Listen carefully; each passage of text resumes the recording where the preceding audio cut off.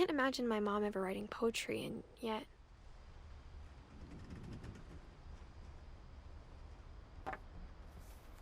A poem for Gus, who always said the wedding was a bad idea.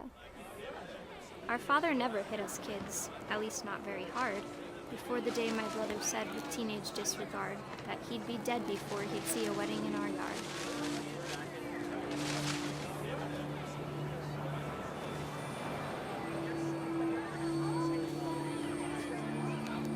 My father made him come, of course, but Gus stood far apart, just flew his kite and bottled up the storm inside his heart.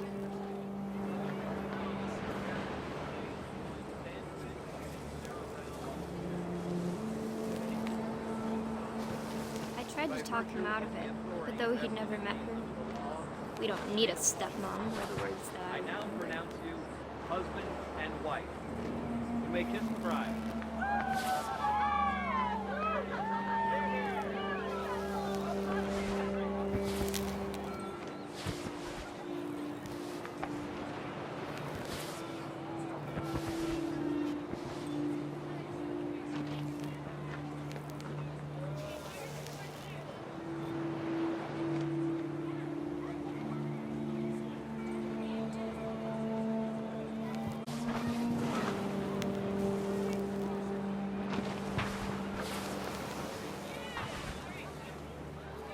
When the time for photos came, Dad ordered him to come here. But Gus declined, and as a sign held up his middle finger.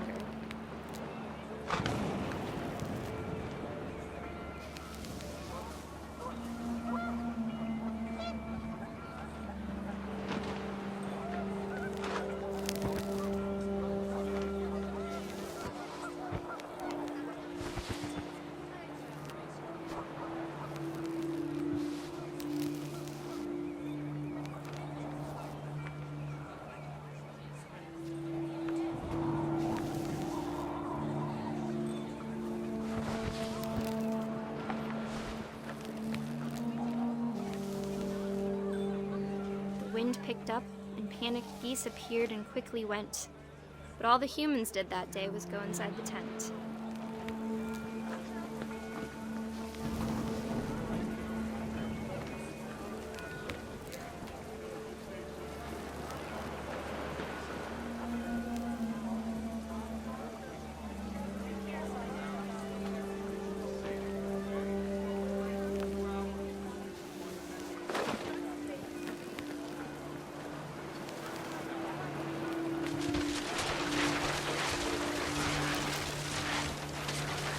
The rain came down in buckets then, but no one seemed afraid that nature might destroy the tent our dad had crudely made.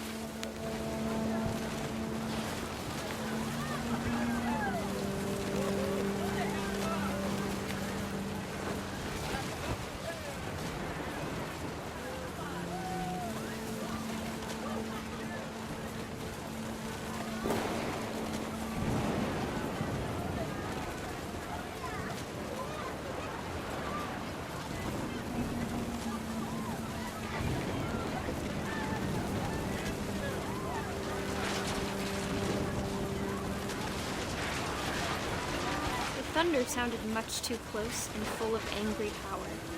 But all my father said to this was, "Make the music louder."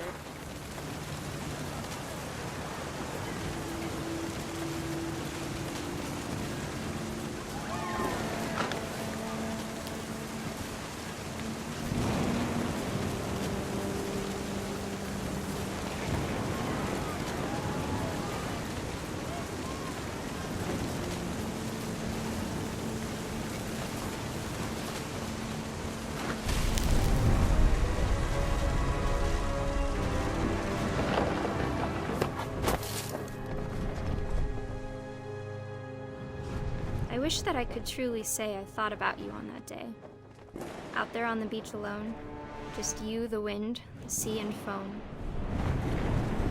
But I didn't, until we found you.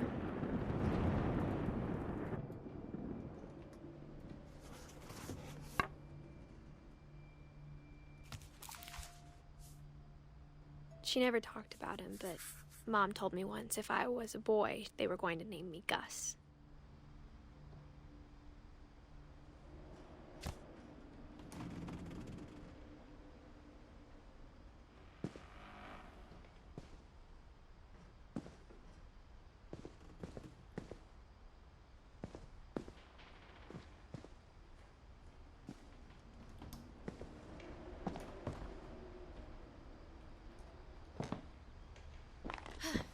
My mom moved up to the loft after her brothers died. At the time, it was as far away as she could get.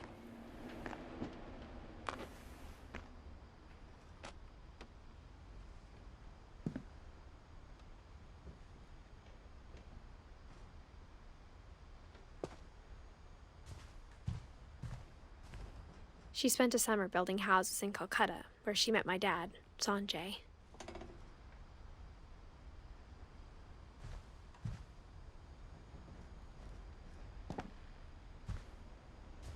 Religion was another thing my mom never talked about, but I think it helped her a lot after her dad died.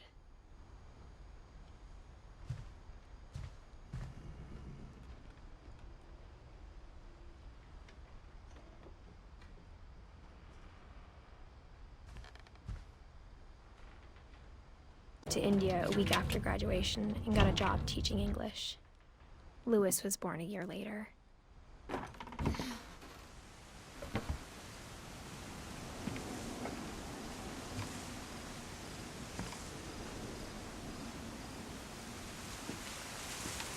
When my dad died, I don't think Mom knew where else to go. I'm sure Edie was happy to have her back and to see kids in the house again.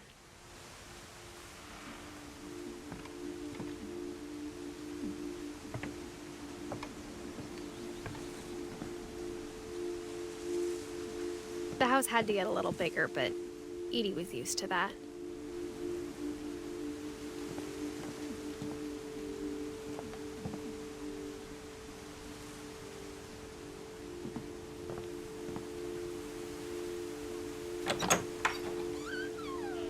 And for a while, things were good, almost normal.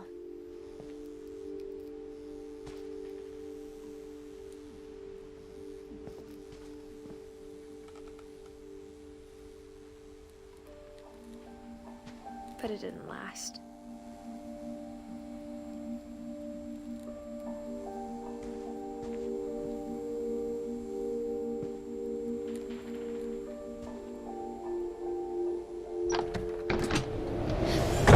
The beginning of the end was Milton's 10th birthday, when Edie gave him a castle.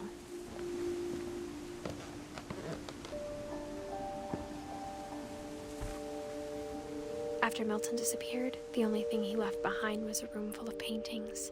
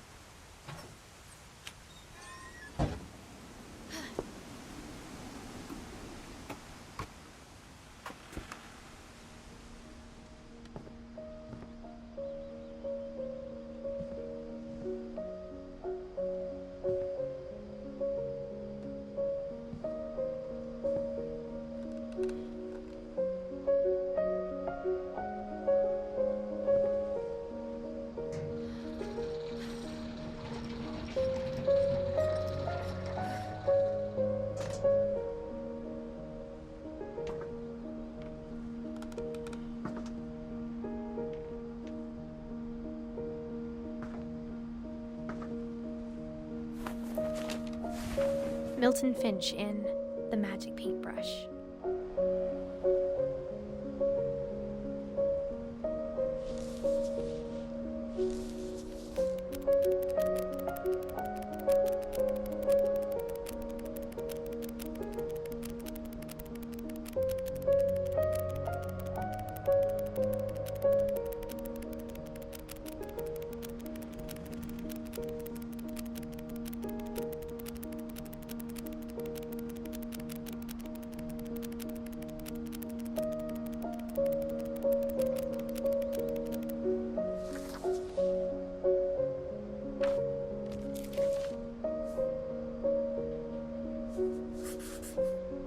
I was 4 when Milton disappeared.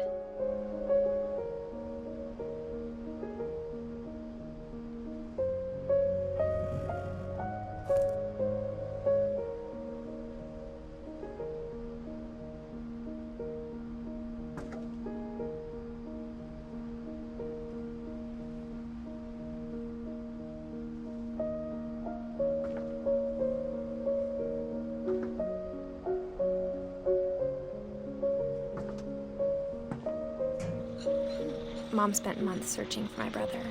Then she sealed the doors.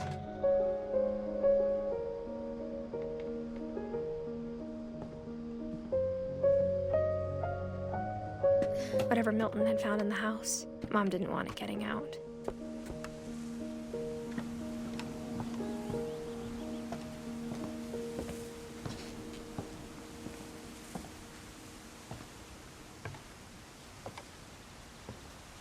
Mom definitely blamed Lewis blamed himself. After he graduated, he just spent more and more time in his room. Until Mom got him a job at the cannery. Everyone always told me to stay out of Lewis's room. Except Lewis.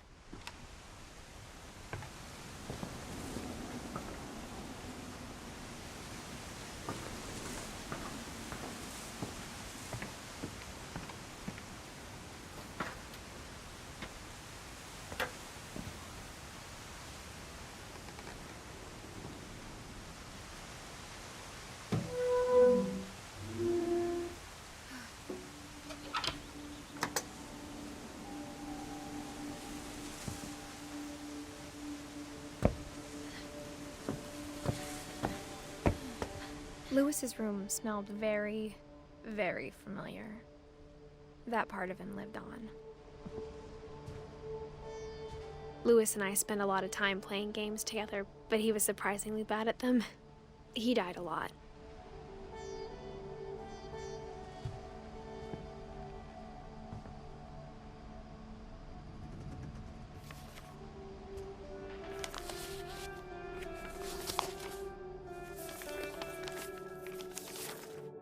Dear Mrs. Finch, as Lewis's psychiatrist, I can understand your desire for an explanation. As I see it, the trouble began in January, shortly after we convinced your son to seek treatment for substance abuse. Newly sober, I believe his daily life.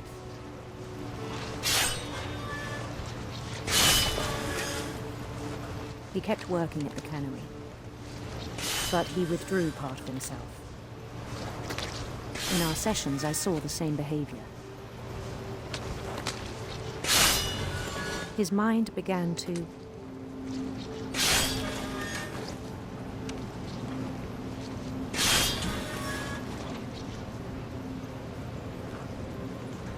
wander.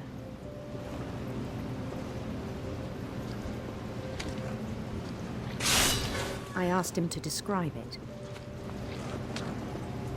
He said he started small, imagining a labyrinth. He'd feel his way about. Then something moved. Bats and toads.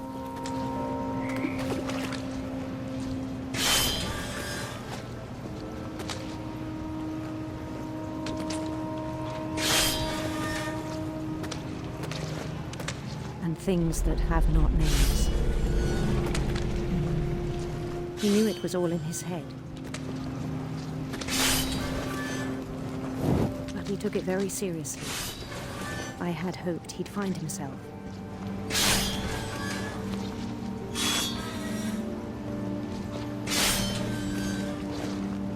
I worried about him then.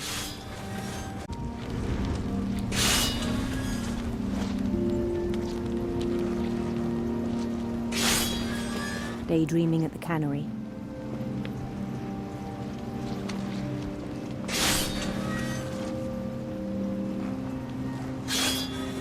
I spoke with his boss, but he said Lewis had become a model employee. Methodical, tireless, focused.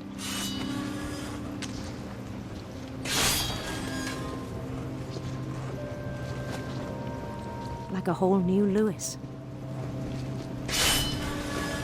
So I let him go on.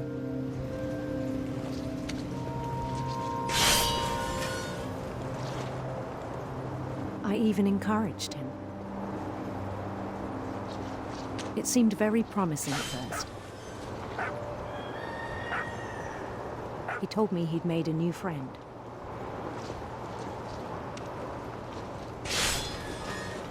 On the edge of a city he named Lewis Topia. He He built the city up slowly, brick by brick. Then he made musicians.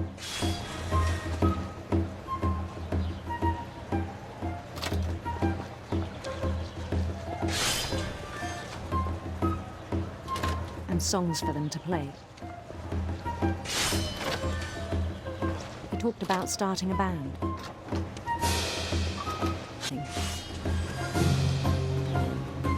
Every day his imagination grew stronger.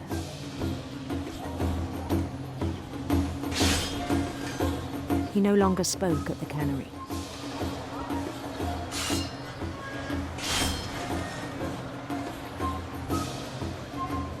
But his chopping was as reliable as ever. Then one day it struck him that all the cheering crowds, even the stones under his feet, were all in his imagination. So he could do whatever he wished.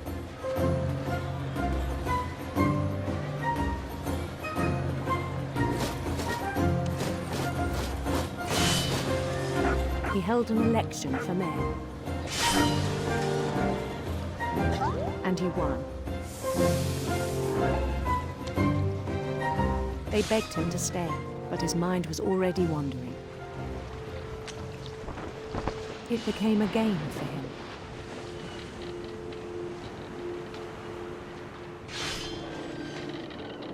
He'd conquer a city, then immediately push on. New Louisville.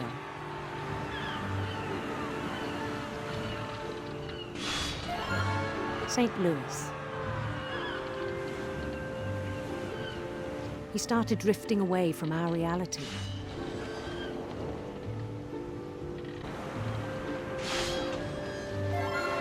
Minneapolis. Until one day he forgot to go home from the cannery. Even as his mother pleaded with him, part of Louis kept sailing on.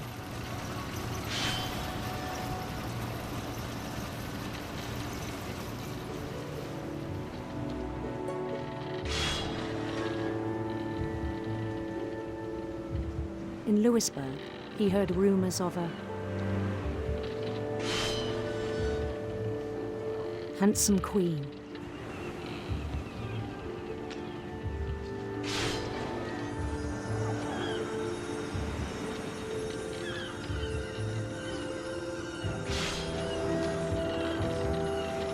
The queen was on her own quest for sinister serpents.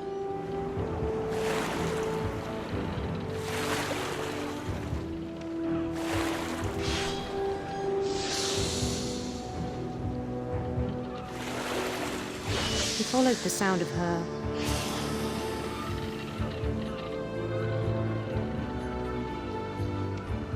silver harp.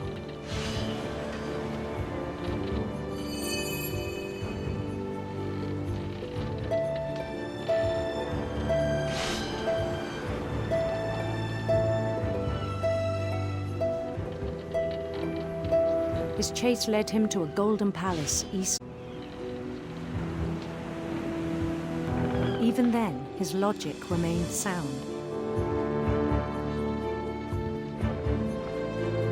He knew the world was all in his imagination.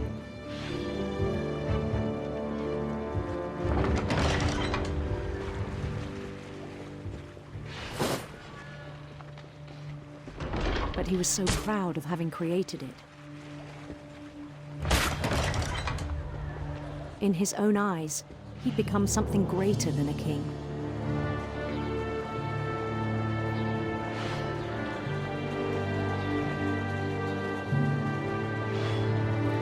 For someone who'd never known success in the real world, I think it was overwhelming.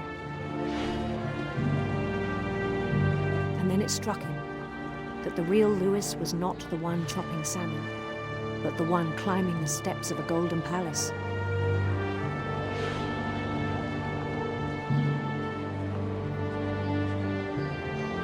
My imagination is as real as my body, he told me. It was hard to argue with him.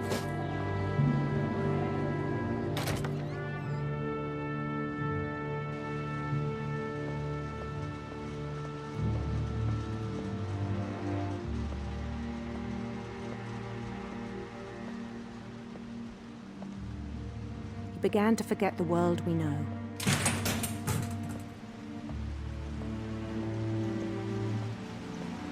Remember Lewis, the cannery worker.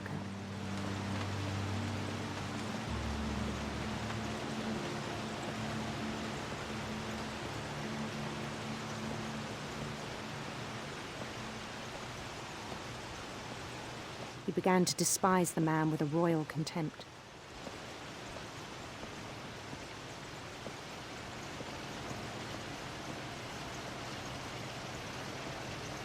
I still thought I could save him. Even after he said he was being crowned king over all the lands of wonder. The palace would be packed with his companions.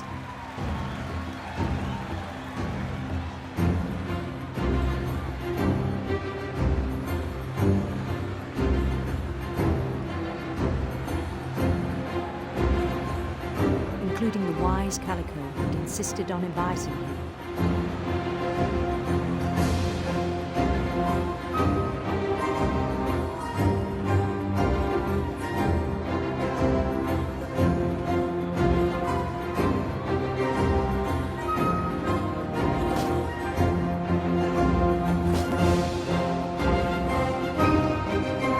His queen waited, holding his crown.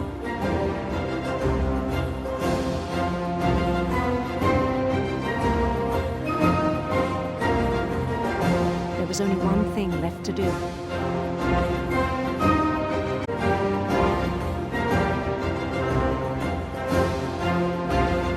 Bend down his head.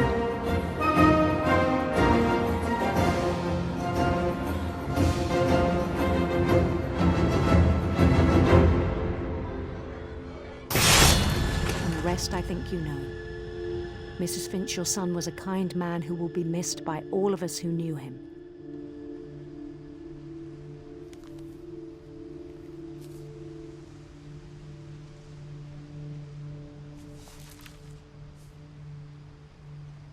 My brother was really cool. I wish you could have met him.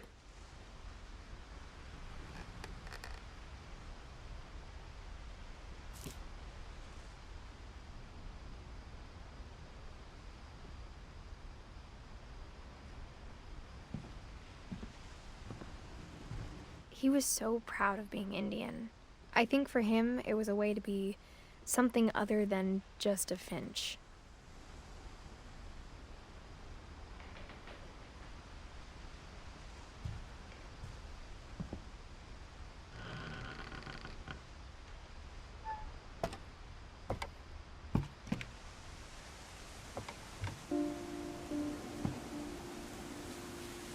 On the way back from Lewis's funeral, my mom told me to start packing. She waited until the day before we left to tell Edie.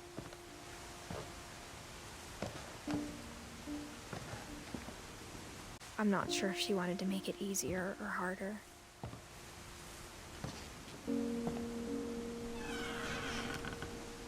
I wish we'd stayed.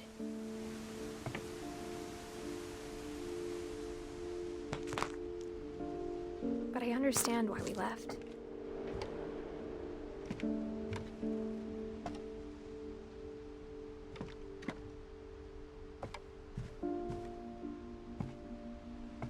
My mom ended up leaving everything behind.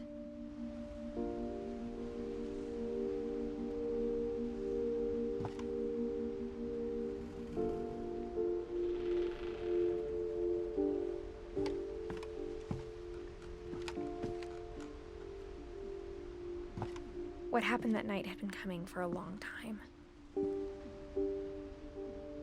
Maybe it should have come sooner.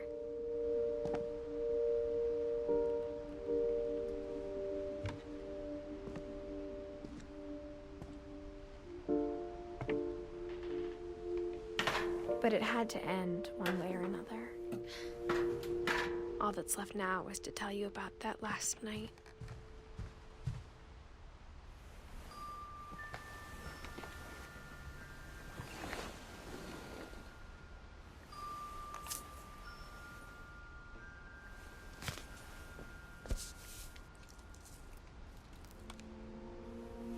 That whole last day, Edie just watched us pack and didn't say a word. When she raised her glass and said, "To our final night together, and all our final nights apart." Grandma, you know what I said about alcohol. Some of your medications are very Edith, specific. I left a present for you in the hallway. Why don't you go open it? The grown-ups have to argue now. I'm sorry, you're right. We're all leaving tomorrow. Let's just enjoy our last... I'm not leaving. Edith, you're excused.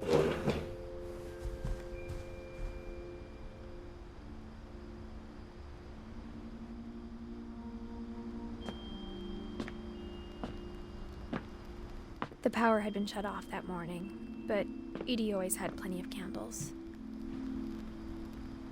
When my mom sealed the library, I don't think she knew about the other entrance. Or that Edie had a key to it.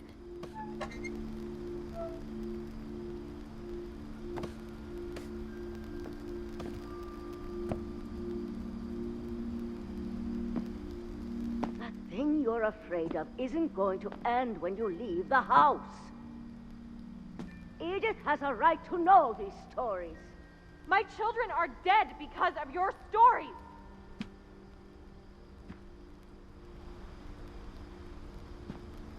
I think it's best if Edith and I leave tonight. We'll have the nursing home send a van for you in the morning, okay? Dear Edith, there's so many stories I wish I could tell you, but there's only time for one. This is about what happened on the night you were born. That night, the tide went way, way out.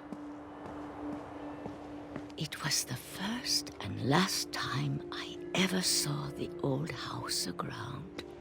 There'd been an earthquake out in the middle of the ocean. They called it the lowest tide in 1,000 years. God, it smelled awful. You know, I've seen that house every day of my life.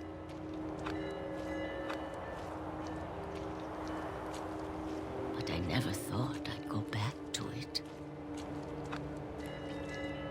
When the fog rolled in, I lost my way.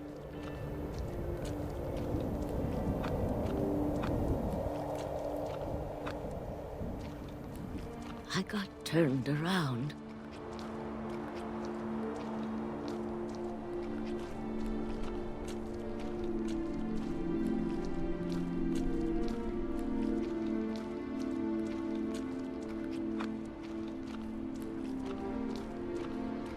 For a while, I wandered.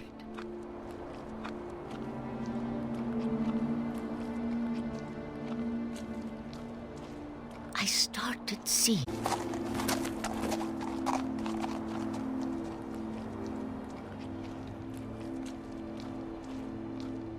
Things I'd forgotten had ever existed.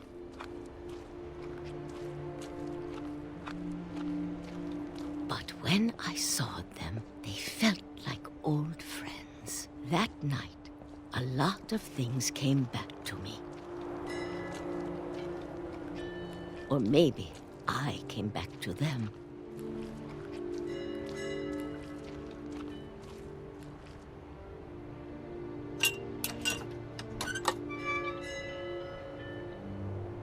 Things I can't explain, but that I need you to try and... Edith, what are you doing in here? It's mine! Edith! Mom, you're gonna rip it! Let go! I kicked and screamed, but Mom dragged me to the car.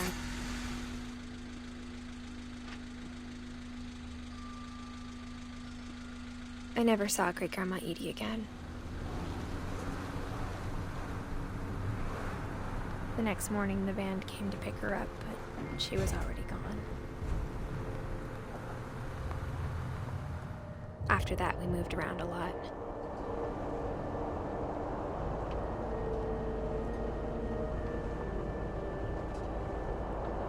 We both tried to make the best of it.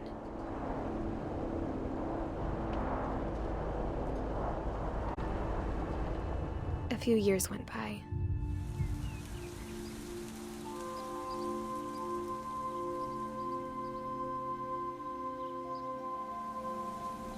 My mom didn't like to talk about it. But she started getting sick a lot. The rest happened pretty quickly. She got better for a while, and then she didn't.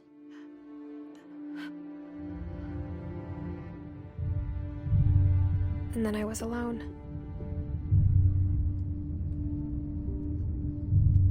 The last Finch left alive.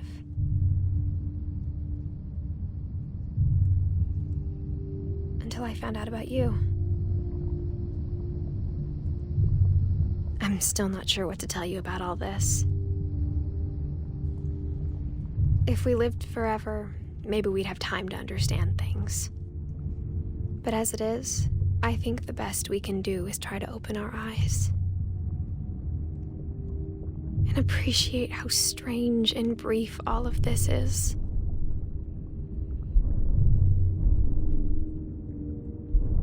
This journal was supposed to be for you. But now I hope you'll never see it. I just want to meet you. And tell you all these stories myself. You're reading this now. Things didn't work out that way.